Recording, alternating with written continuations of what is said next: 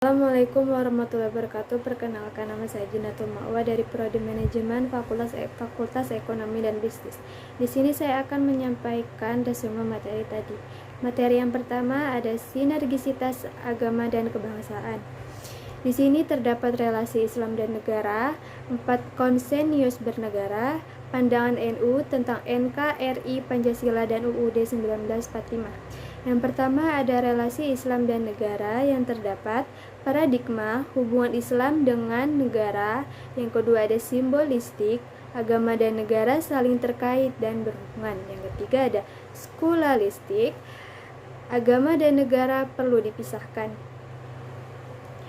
Selanjutnya ada sifat ajaran Islam yang terdapat kafah, nalistik, menyeluruh, dan paripurna omnipresence. Dan juga terdapat paradigma hubungan Islam dengan negara yang terdapat integrat atau syiah, yang kedua simbolis, dan yang ketiga sekularistik.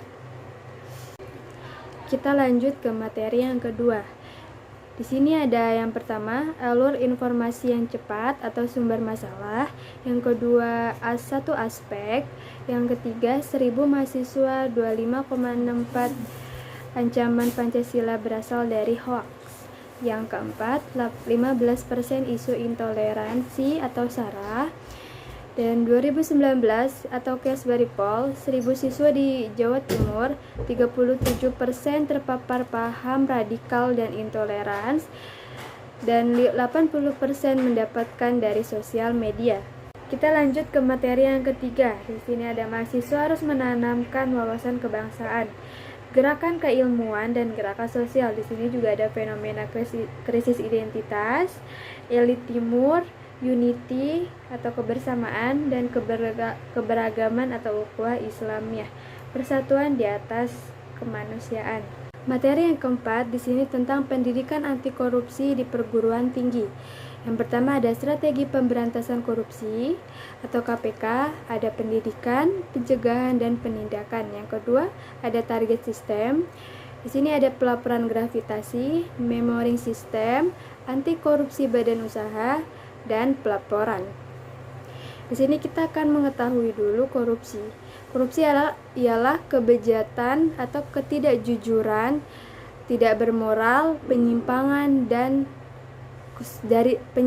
dari kesucian. Dan di sini juga kita akan mengetahui bibit perilaku korupsi. Yang pertama ada di bidang mahasiswa. Yang pertama ada mencontek, titip absen, terlambat, plagiat, proposal palsu, gratifikasi ke dosen, markup uang buku, penyalahgunaan dana beasiswa. Korupsi dirumuskan dalam 30 jenis. Ada 30 jenis tipitor dikelompokkan menjadi 7 jenis besar. Yang pertama ada kerugian yang negara. Yang kedua ada pemerasan. Yang ketiga ada perbuatan curang. Yang keempat ada suap menyuap. Yang kelima ada penggelapan dalam jabatan.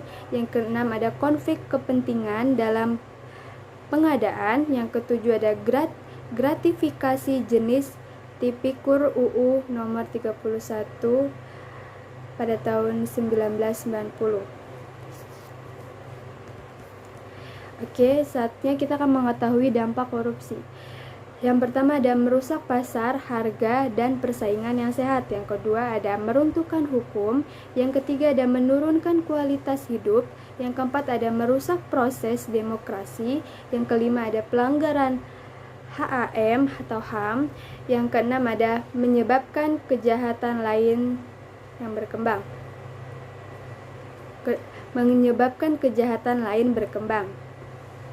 Pusat gerakan akademis pemberantas korupsi. Yang pertama ada pengabdian masyarakat, yang kedua ada pendidikan, yang ketiga ada penelitian, dan yang keempat ada monitoring dan pemanfaatan teknologi. Oke, materi yang kelima ada milenial berdaya Indonesia Jaya. Peran pemuda kurang maksimal. Potensi masih belum maksimal karena 1. Peran pemuda kurang maksimal. Oke, sekian dari saya. Kurang lebihnya mohon maaf. Wassalamualaikum warahmatullahi wabarakatuh.